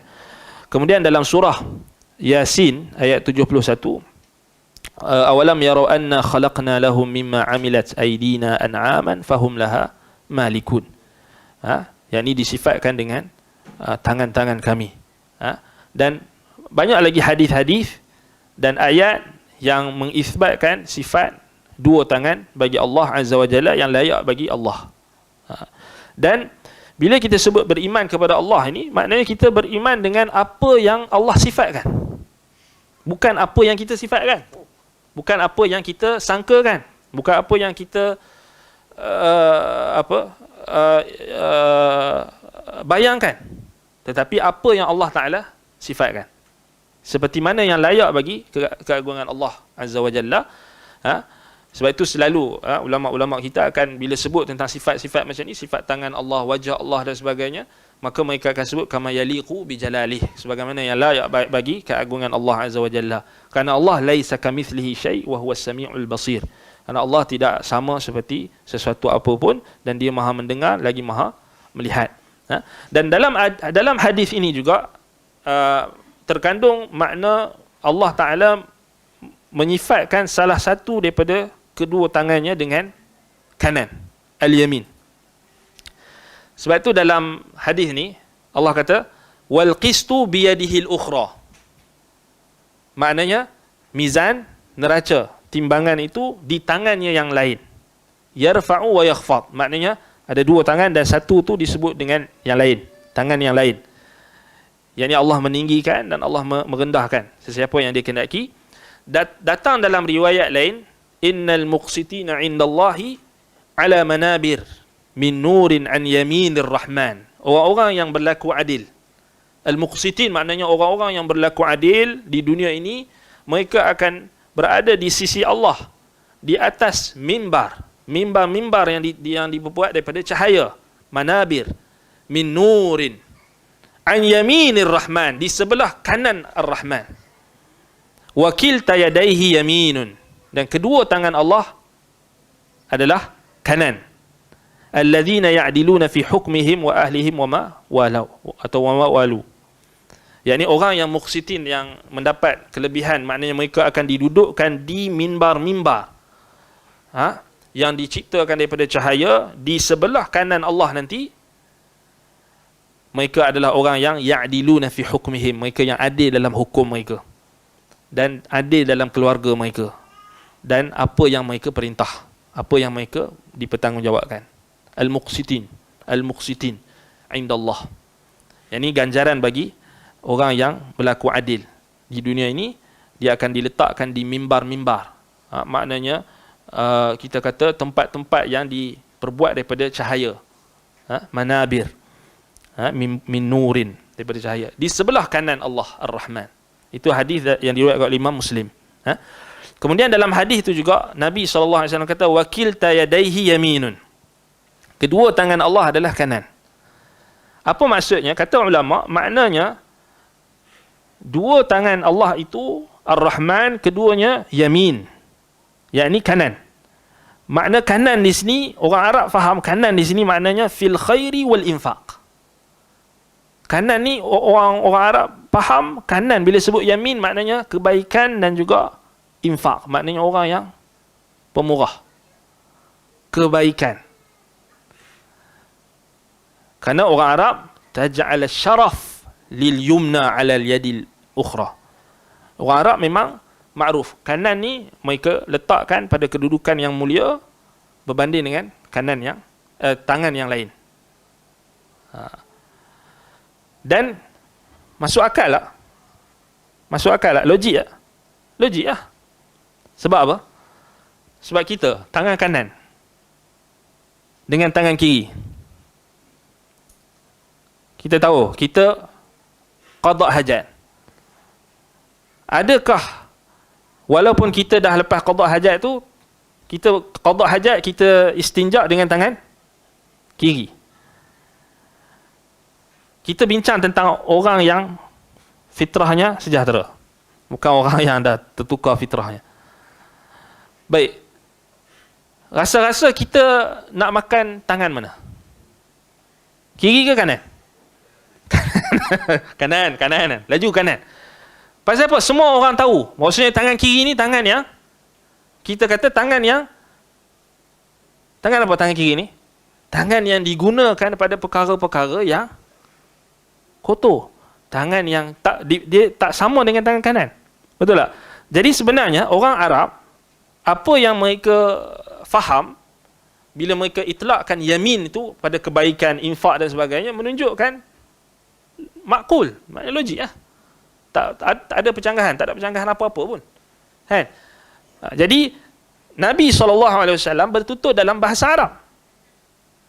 Betul tak? Jadi apa yang Nabi ungkapkan mesti kita kena faham base pada pemahaman orang Arab.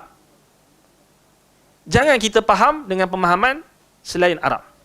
Bila kita faham, bila Nabi kata wakilta yadaihi yaminun, maknanya kedua-dua tangan Allah itu penuh dengan kebaikan dan juga penuh dengan kita kata sifat pemurah, infak. Itu orang Arab faham. Jadi Nabi SAW tidak berkata melainkan dengan lughatul Arabiyyah al-fasihah, al-mubin, bahasa Arab yang jelas. Baik. Jadi itu yang dimaksudkan dengan kilta yadaihi yamin. Kedua tangan Allah adalah kanan. Fa qaulun Nabi SAW, jadi perkataan Nabi bila Nabi kata kilta yadaihi yamin, maknanya kedua tangan Ar-Rahman, Allah Ar-Rahman itu dari sudut kemuliaannya, sifatnya, kebaikannya adalah sama. Sama. Tidak ada kelebihan daripada mana-mana antara satu tangan pada tangan yang lain. Seperti kita manusia, kanan dengan kiri tak sama kan? Kanan kita muliakan, kiri ni kurang, kita tak muliakan kan? Sebab itu dalam sunnah maknanya kul biyaminik, makan dengan tangan kanan. Nabi tak suruh makan dengan tangan kiri, sebab tangan kiri kat situ ada kekurangan. Sebab itu Nabi kata fa inna syaitana ya'kulu bishimal, jangan makan dengan tangan kiri kerana syaitan makan dengan tangan kiri. Menunjukkan tangan kiri ni ada kekurangan. Tapi bila kita sebut tangan, kita nisbahkan kepada Allah, maknanya tak ada sifat-sifat yang sama dengan makhluk. Sebab Allah Tuhan, dia bukan makhluk. Dia tak sama dengan kita. Jadi jangan kita samakan dia dengan kita. Kan? Jadi itu maksud dia. Baik. Kemudian ada persoalan. Adakah kita boleh sebut tangan yang lain tu, tangan Allah yang lain dalam hadis tu adalah shimal, tangan kiri? Ada riwayat dalam Sahih Muslim, tetapi riwayat ini dalam sanadnya ada maqal. Jadi ulama tak sepakat dalam mensahihkan hadis ni, mukhtalafun fi sihhatih. Tapi riwayat Imam Muslim,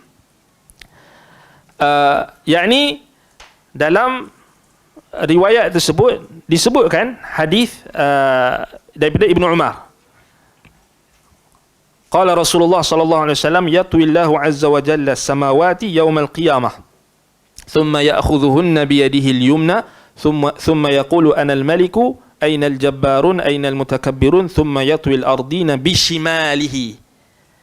Yani Allah Subhanahu wa taala menggulung langit, langit pada hari kiamat, kemudian Allah Taala mengambilnya, 7 petala langit itu dengan tangannya yang kanan.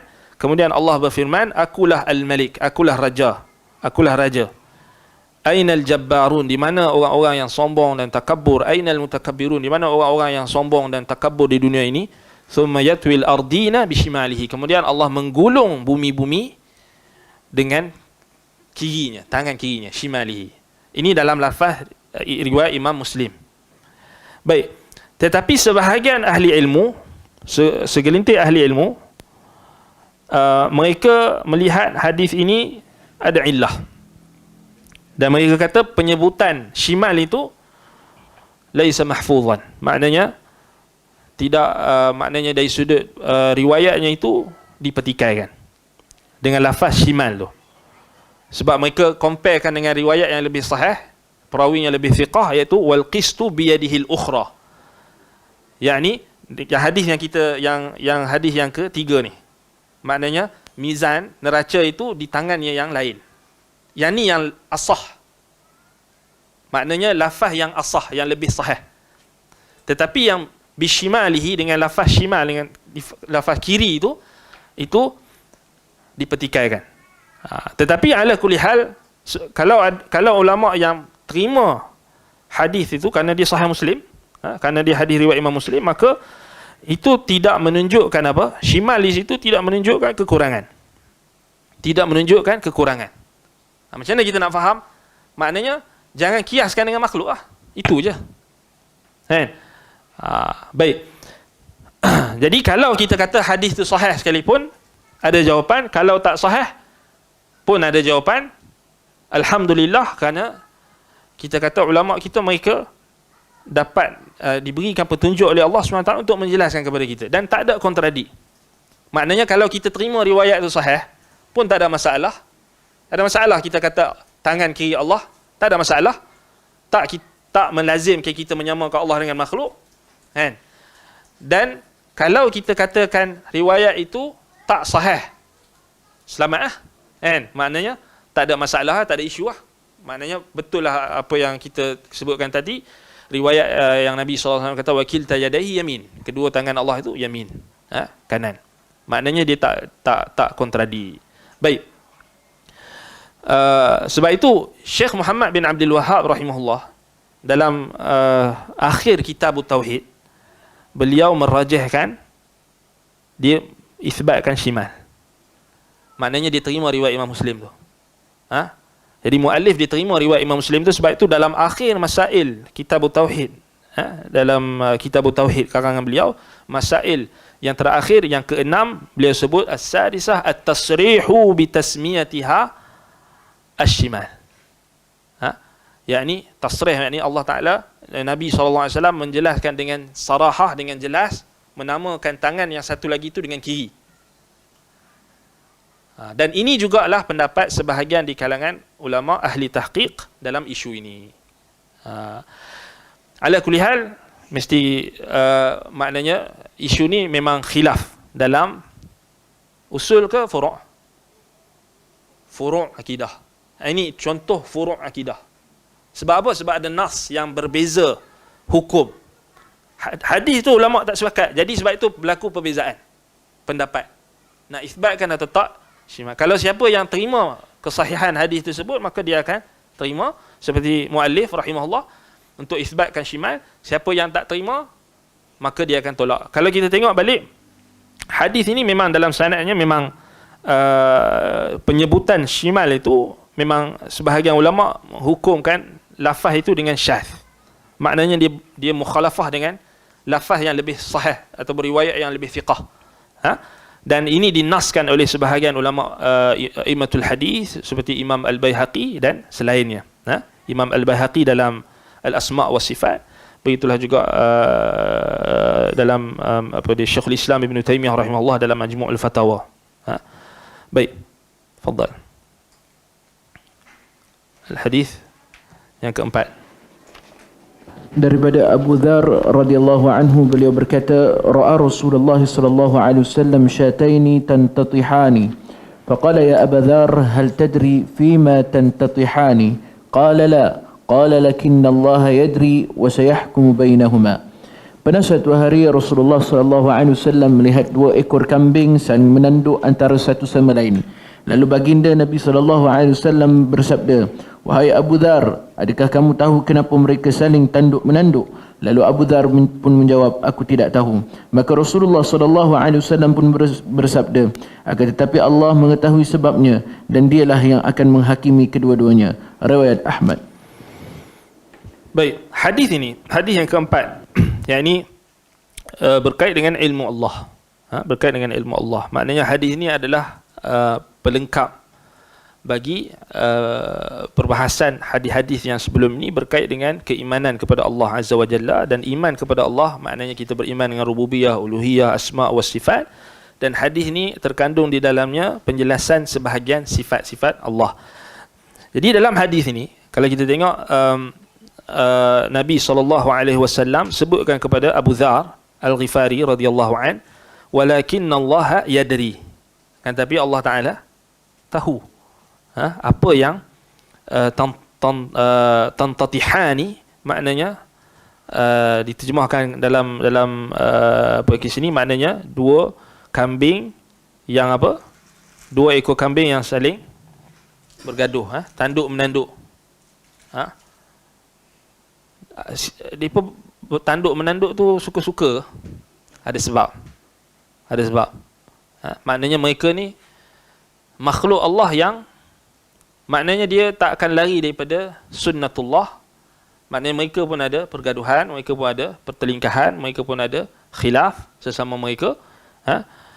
Dan sebab itu Nabi SAW tanya dekat Abu Dzar, atadri fima tantadihan ya Abu Dzar, kau tahu tak? Bayangkan kita tengah tengok kambing tengah bergaduh, ataupun sekarang ni tak ada kambing, kucing, kucing. Kemudian tiba-tiba kawan kita cakap, kau tahu tak sebab apa dia bergaduh? Apa kita nak jawab? Pening kau kan? Betul tak? Apa maksudnya? Maksudnya kita tak tahu pun. Kita tak tahu pun. Mungkin ada orang yang dia buat tafsiran, dia kata, dia tengok kucing tu bergaduh, kemudian di belakang tu ada kucing betina. Ni bergaduh pasal berebut awet. Itu tafsiran dia. Itu tafsiran dia. Tapi siapa yang boleh isbatkan sebab utama ataupun sebab yang first sekali, sebab kenapa haiwan itu saling tanduk menanduk, saling bergaduh? Dalam konteks hadis ini maknanya Nabi sebut ke Abu Dzar, atadri fima tantatihani ya Abu Dzar. Maknanya kedua kambing yang saling tanduk menanduk antara keduanya. Jadi Abu Dhar kata apa? La, tak tahu kan? Kemudian Nabi SAW menjawab, Allahu yadri, walakinna Allah yadri. Allah Ta'ala tahu. Maknanya isbat di sini ilmu Allah. Maknanya ilmu Allah meliputi. Okey. Sekarang okey, dalam 5 minit lagi boleh? Okey, insya-Allah. Baik, jadi Nabi SAW tanya dekat Abu Dhar, "Tadri fima tantatihani ya Abu Dhar?" Maknanya kau tahu tak apa sebab mereka ni tanduk menanduk? Abu Dhar kata tak tahu. Nabi kata, "Walakinna Allah yadri." Yani walakinna Allah ya'lam. Maknanya Allah Taala tahu. Wa sayahkumu bainahuma, dan Allah Taala akan menghukum kedua kambing tadi. Maknanya Allah Taala akan adili mereka. Akan adili apa yang mereka gaduhkan, apa yang mereka perselisihkan. Baik. Jadi di sini menunjukkan kepada kita isbat ilmu Allah. Ilmu Allah tentang setiap perkara. Dan bila Nabi SAW kata Allah yadri, maknanya dirayah. Dirayah ini, adakah kita boleh namakan Allah dengan nama Al-Mudri ke? Boleh tak? Sebab Allah Ta'ala yadri. Ambil daripada situ kita kata Allah Ta'ala namanya Mudri. Boleh? Mudri. Boleh? Kat sini ada satu bab yang penting untuk kita faham. Nabi SAW bila Nabi kata walakinna Allah yadri, kalau Nabi kata walakinna Allah ya'lam, tak ada isu lah. Sebab inna Allah alimun, nama Allah alim. Betul tak? Okey. Kat sini kita kena faham apa yang Nabi sebut kat Abu Dhar ni adalah babul ikhbar. Ikhbar ni tak sama dengan al-wasfu ataupun tausif ataupun al-wasfu. Nabi SAW bagi tahu dekat Abu Dhar, walakinna Allah yadri, maknanya Allah Ta'ala mengetahui. Di situ maksudnya ikhbar. Nabi bagi tahu, khabarkan. Nabi bukan menyifatkan dengan sifat yang kita kata yang terkandung di dalam satu nama.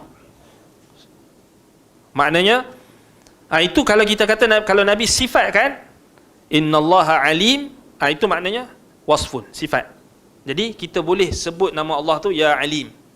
Walillahil asmaul husna fad'uuhu biha. Tapi Mudri boleh tak? Tak boleh, sebab dia min babil ikhbar. Sebab itu kaedah yang disebutkan oleh Syekhul Islam Ibn Taymiyah rahimahullah, babul ikhbar awsa'u min babil wasfi. Bab bila kita sifatkan Allah ni, maknanya bila kita khabarkan tentang Allah Ta'ala sifat-sifatnya ni dengan bahasa kita sendiri, itu lebih luas berbanding dengan kita menyifatkan Allah dengan sifat yang khusus ataupun dengan nama yang tertentu. Kerana sifat dirayah, kita tak sifatkan kepada Allah dengan dirayah, tetapi diitlakkan penggunaan makna dirayah itu yadri tadi dari sudut khabar. Maknanya Allah Ta'ala yadri, yakni ya'lam. Maknanya kerana dirayah ni far'un min furu'il ilm. Maknanya dirayah ni salah satu cabang daripada makna ilmu. Faham tak? Maka dekat sini kita kena faham bab ikhbar ini luas. Jadi sebab itu kalau kita tengok Syekhul Islam Ibn Taymiyah rahimahullah, beliau jelaskan takrir masalah ini. Beliau kata wa yufarriqu baina du'aihi wal ikhbar anhu fala yud'a illa bil asma'il husna. Maksudnya kita tak boleh kalau kita tengok khabar yang sebut tentang Allah, tetapi dia bukan, contohnya macam tadi Nabi SAW bukan nak bagi tahu nama Allah tu Mudri, tapi Nabi hanya bagi tahu cabang daripada ilmu Allah tu. Maknanya Allah Ta'ala tahu dirayah. Allah Ta'ala tahu di sebalik apa yang berlaku, sebab apa yang berlaku disebut dirayah. Dia satu cabang daripada ilmu. Allah Ta'ala Al-Alim, Al-Hakim, Al-Alim. Ilmu Allah luas, meliputi segala sesuatu.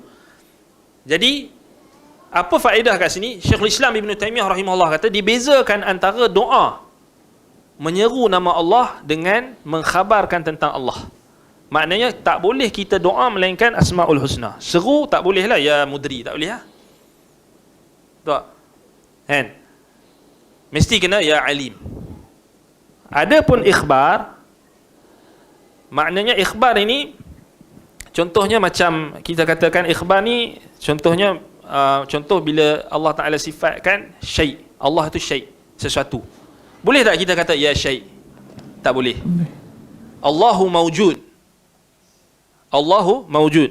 Boleh tak kita ya mawjud, ya mawjud? Boleh tak? Tak boleh. Sebab dia bukan nama.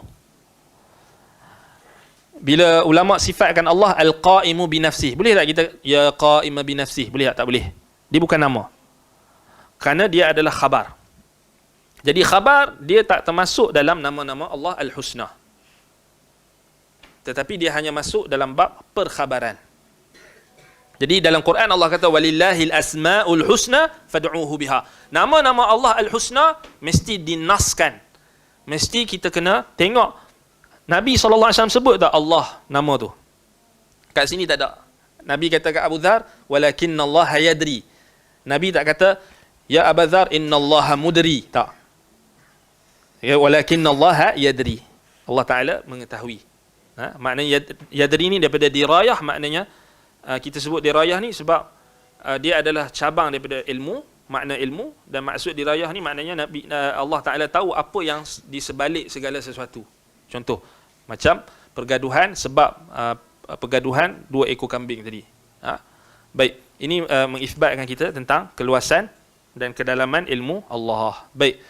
Jadi kita berhenti dulu setakat ni. Maknanya kita rehat berapa minit? 10 minit.